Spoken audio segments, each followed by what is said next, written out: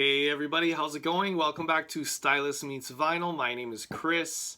Guys, last week we lost Gordon Lightfoot. He's a very well-loved and prominent folk singer from Orillia, Ontario, Canada. He was internationally known, but he is very beloved here in Canada. He was 84 years young. He lived a great life, 20 studio albums.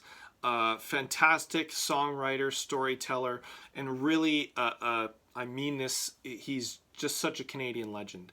And obviously I was sad to hear of his passing, but, you know, as I said, he lived a great life.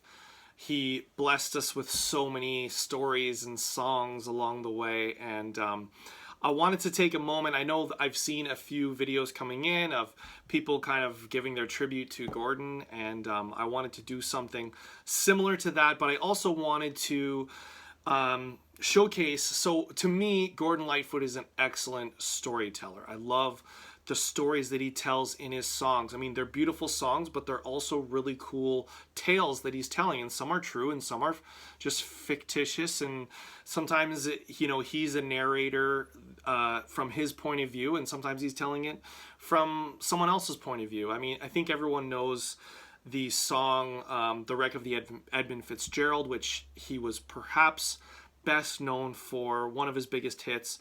And there's actually a funny moment from, if anyone ever watched Seinfeld, there's a funny moment from Seinfeld where they reference Gordon Lightfoot and they reference The Wreck of the Edmund Fitzgerald, and there's some confusion over whether the boat was named Gordon Lightfoot or the boat was named Edmund Fitzgerald, and whether the singer was Edmund Fitzgerald. And so it's a funny moment.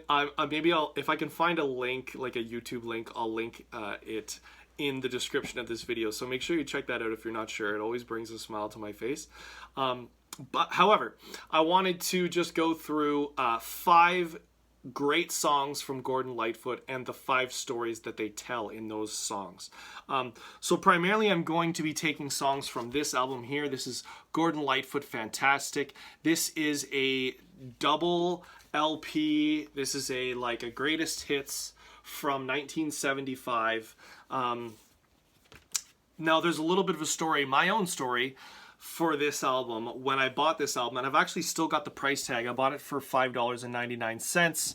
It is graded VG+, and this was several years ago when I bought this, and actually I was record shopping with my girlfriend, and we had just started dating, so we were pretty new. We both went record shopping, and I think we'd actually spoken about Gordon Lightfoot that day and how, I don't know, we needed some Lightfoot albums. And we were at this section, the folk section, looking through, and I saw this album and picked it up and looked at it. Oh, $6, double album, like, great, I'm gonna get this. And I kind of silently, without saying anything, I just sort of like showed it to her and sort of handed it out like this, and she took it and looked at it and was like, oh, this is great. And she says, oh, I think I'm gonna buy this.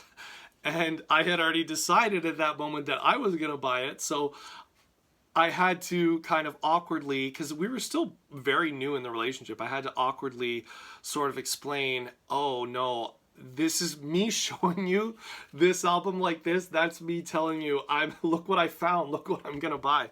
So it was a little bit awkward, but we got over it, and you know what, now what's mine is hers. So this is a really fantastic album, just like the title says, and I'm going to tell you some 5 stories from 5 songs that are featured in this double album LP Greatest Hits. Okay, so the first one is the song Black Day in July.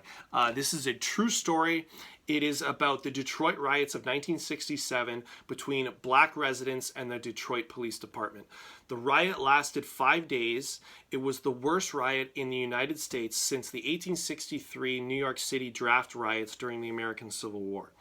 The song, when it was released, was banned in 30 US states, and you know, I think like when it comes to songs or like books, anytime anything gets banned, that's like a good thing. Go out and listen to that song or go out and read that book, you know, while you still can. So that's pretty cool. It was banned in 30 US states, and the lyrics of this song, Black Day in July, you know, I wish I could play all of these songs for you, but because of YouTube and copyright issues and all of that, I can't. But I will read you some lyrics.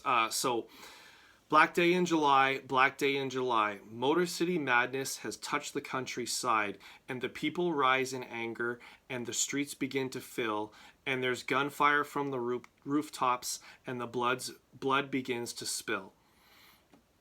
So that is Black Day in July. The next song I want to talk about, and I'm not going to talk about, I already talked about The Wreck of the Edmund Fitzgerald. It's very well known. I'm not going to talk about this. These are other songs. So the next one is Canadian Railroad Trilogy. If you're a fan of Gordon Lightfoot, you probably know this song and love this song. And if you don't know any of these songs, I encourage you to go check them out if this video interests you.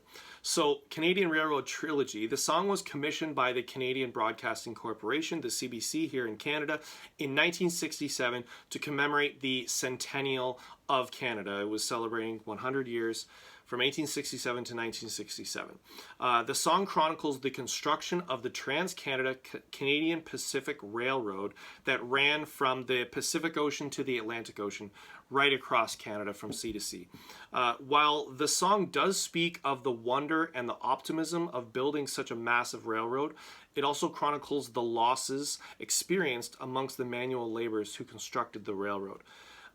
Many of those navvies, short for navigators, were Chinese immigrants that were killed along the way during the construction of this railroad. And so the lyrics to this song, Canadian Railroad Trilogy.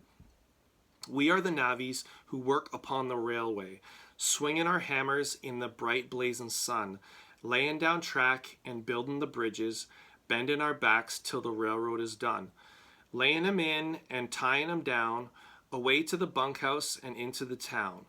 $1 a day and a place for my head, a drink to the living, a toast to the dead. The next song I'm going to talk about, song number 3, is Steel Rail Blues. This is one of my favorites from Gordon. This is an emotional song where the narrator receives a letter from his love with a railroad ticket inside. His love, expresses that she misses him and he misses her, and he's got this ticket, so he's gonna be able to get home and see her. In the song, the narrator discusses being away from home for so long. He's been stood up, he's been shook down, he drove his car into the ground, he yearns for a home-cooked meal, a good bed to lie on. He also yearns for a friend to tell his troubles to because he's so lonely since he left. He spends the song talking about the big steel rail gonna carry me home to the one I love. That's the refrain in the song.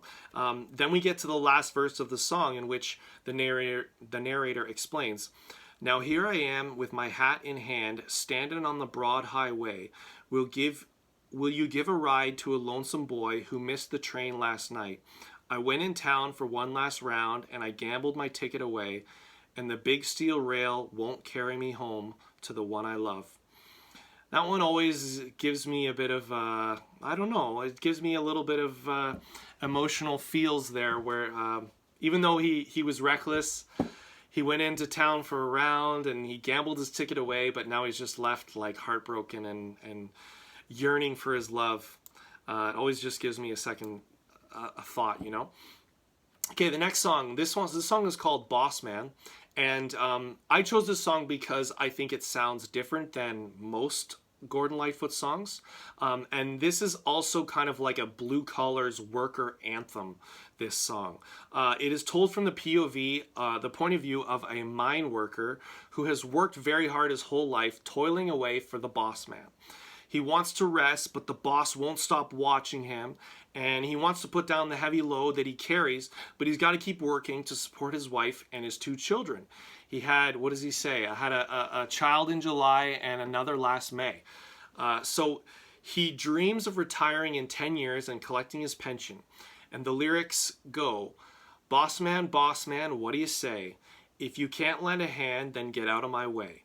It'll be murder in the 1st degree if you ever lay your hands on me. Boss man, pay my rent. $1 I've earned is $1 I've spent.